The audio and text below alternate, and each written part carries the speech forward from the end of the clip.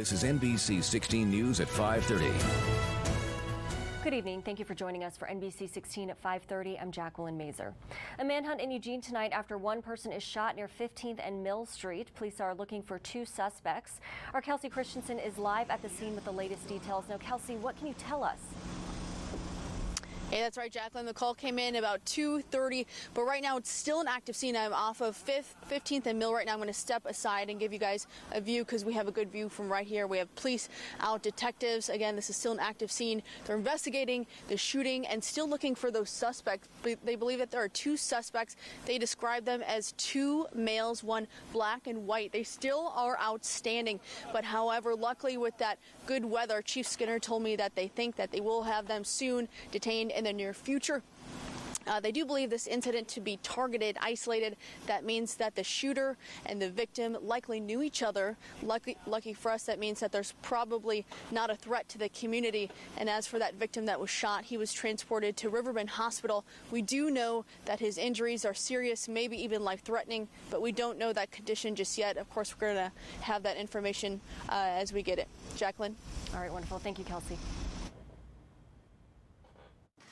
I know our students are extremely disappointed. They are missing classes, prom, and graduation ceremonies. Brown extends school closures through the rest of the academic year. Brown says she does not know when it will be safe for students, teachers, and staff to return.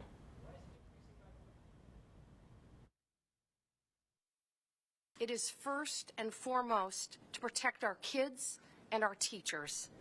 It is impossible to adhere to social distancing measures in our classrooms. Each district is required to adopt a distance learning for all program. For some, that will mean online schooling. In areas with limited internet connection, school education packets will be delivered by school bus. Districts need to implement distance learning for all by Monday. On the South Coast, the superintendent of Coos-based schools talked with us about the governor's decision to close schools and what education will look like for the rest of the year. NBC 16's Lauren Negretti reports. Coos-based Schools Superintendent Brian Trendle says he wasn't surprised by the order. I think it's the right move to make. Trendle says they're communicating with families and distributing Chromebooks to those that need it and are on track to slowly roll out distance learning without overwhelming families or staff. We're still working with kids and trying to continue their learning through the rest of the year. Using a mixture of printed materials and online work via Google Suite. The students' work will be graded and they'll get feedback from the teacher. We're pushing out curriculum, and it's all standards based, and it's all based on our curriculum.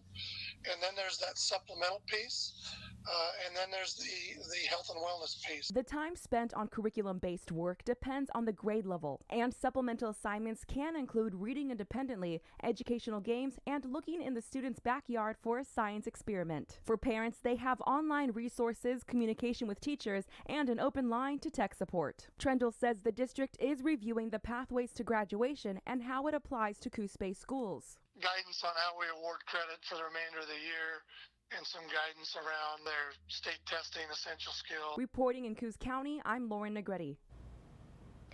Thousands of Eugene 4J students will be getting laptops to help with online learning. Students at all levels, elementary, middle, and high school, will start receiving drop-offs this week. Laptops for high schoolers and tablets for middle and elementary school students. 4J is providing the technology for any student who needs one. After sending out an online questionnaire, 4J learned many of their students don't have access to the technology. Families can request a laptop or tablet through an online form or by voicemail. The request form will be accepted through tomorrow. Well, now into the latest number of coronavirus cases in the state. Oregon Health Authority announced 58 new cases and 5 more deaths. This brings the number of cases up to 1,240 and the death toll to 38. 3 deaths were in Multnomah County and 2 in Yamhill County. Washington, Multnomah, and Marion counties are the epicenters in Oregon with nearly 800 cases together. In our region, Benton County stands with 21 cases. Lynn County has the highest number in our region with 46 cases. Here in Lane County, there are 32 cases. Deschutes County added 5 more cases and now has 45. Douglas County stands with 12 cases. There are no cases in Coos County.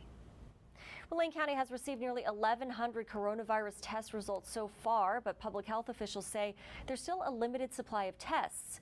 At a press conference today, Lane County Public Health spokesperson Jason Davis addressed a concern from some community members who are questioning the need to release the number of confirmed cases in the county. We don't have the full picture, and I think we've really tried hard to make sure that we communicate that fact. We do have some information, and that information can tell us at least how many people are experiencing severe illness in our community, who are being hospitalized, and some other factors, and so we think it's important to share what we do have. Again, the number of confirmed coronavirus cases in Lane County remains at 32. No new confirmed cases were announced today. The estimated peak for coronavirus here in Oregon is moved to this month instead of the summer months, putting the estimated date around April 21st. That's according to Eugene Springfield Fire Chief Chris Heppel. He announced the Eugene City Council this afternoon with an update on the coronavirus response. Heppel says 2 shelter sites were added this week to help the unhoused population get what they need to stay in place. Heppel also says just because the estimated peak time is shortened doesn't mean we can let our guard down. I don't want folks to get into a place where we drop our guard. This is the time where people start to become comfortable. We start socializing, but we don't recommend it yet. They're not protecting themselves, etc. And then we can end up being right back to where we were weeks ago. During the online meeting, Councilor Mark Clark asked how everyday citizens could help as we move forward into the pandemic.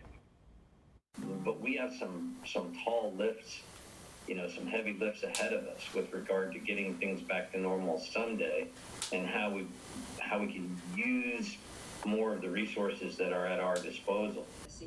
If you're willing and able to help out, head on over to the City of Eugene website. Many places are in need of blood donations. St. Vincent de Paul is looking for clothing donations, and local food banks are also in need. Mother Nature definitely providing for us once again today as those sunny skies remain overhead. Let's go ahead and take a trip to the great outdoors. This was from when our temperatures were at their peak over the Eugene area. Not a cloud in the sky, just beautiful clear blue skies overhead. And our temperatures warming up into the mid-60s through the Willamette Valley, low 70s. Umpqua Valley out towards the coast into the mid-50s. And radar and satellite, not a drop to be spoken of, but the pollen count remains at extreme levels as far as trees go. That will persist through our weekend, and unfortunately air quality on the moderate side through the southern Willamette Valley, I should say. Temperatures tonight falling into the low 40s, sunshine and temperatures in the 70s return tomorrow. But when's our next chance of rain? I'll have all those details in my full forecast in a few minutes. All right, sounds good. Thank you, Josh. We now have an update on a sex abuse investigation in Springfield. Police say one of the men they arrested could have had contact with children during his work as a counselor. Springfield police say Craig Steinberg was arrested over the weekend after he was allegedly involved in using child pornography. SPD says Steinberg used to work as a counselor for Scarred Jasper Mountain from 1997 to 2007 and had children referred to him by the Eugene 4J School District. He also worked for the Bethel District between 2014 and 15 and again from 2017 to 2019. SPD says he also worked at Vista Counseling as a private contractor since September of last year and taught a mindfulness class at Thurston Middle School. Anyone with information about Steinberg is asked to call Springfield Police. Lane County Sheriff's Office have tentatively identified human remains found off Forest Service Road east of Sweet Home last Friday. Detectives and the medical examiner's office found the remains may belong to a white female between the ages of 30 and 50 years old. The female is believed to have short, wavy brown hair. Investigators continue to work to identify the individual and cause of death. Anyone with information is asked to contact Lane County Sheriff's Office. Well, Food for Lane County is working hard to fill the food gap for unhoused people during the coronavirus pandemic with its dining room program. NBC 16's Tom Adams highlights some changes.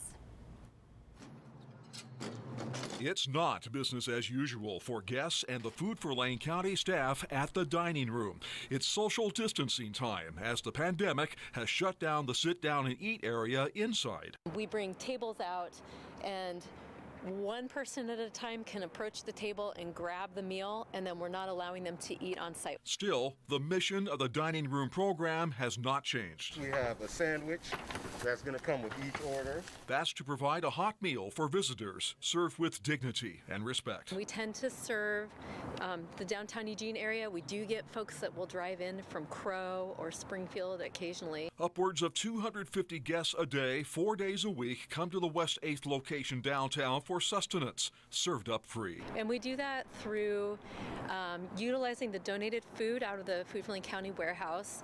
And we also have amazing donors that help support the program. Programs like this are the heartbeat of the community, if you ask me. It's very important that we still serve this community. Most but not all of the guests are the unhoused. A combination of boxed hot meals and bag lunches are on the menu this day. There's not a lot of places around town that are serving food, so being here and being an outlet for people to get some type of resources is great. Copeland tells me her job is the most humbling she's ever had, but the payoff is priceless. Just knowing that we're able to feed people, which feels like a basic human right, it just really matters.